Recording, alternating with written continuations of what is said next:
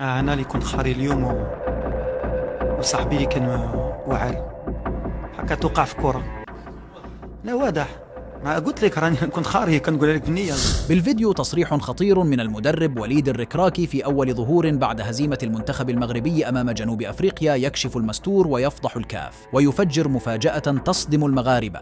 شاهد ماذا قال. ولكن قبل البدء، لو أنت محب للمنتخب المغربي يرجى الإعجاب بهذا الفيديو وتعطير فمك بالصلاة على رسولنا الكريم بعد هزيمة المنتخب المغربي أمام منتخب جنوب إفريقيا، وذلك في مباراة اليوم من ثمن نهائي كأس إفريقيا. وبعد هذه المباراة المثيرة للجدل، فقد دخل على الخط مدرب المنتخب المغربي وليد الركراكي وأدلى بتصريحات لشبكة أفريقيا سبورت، وقال: هذه أسوأ مباراة للمنتخب المغربي في هذه السنة.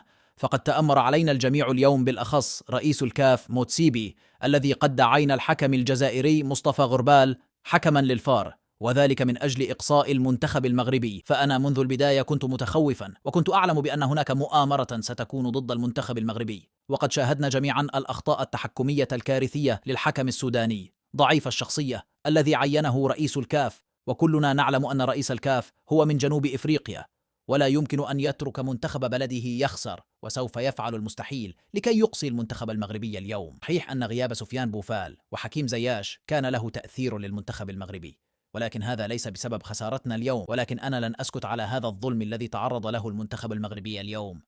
وفي النهاية شاركونا رأيكم حول هذا التصريح، ولا تنسى الإعجاب بالفيديو والاشتراك بالقناة.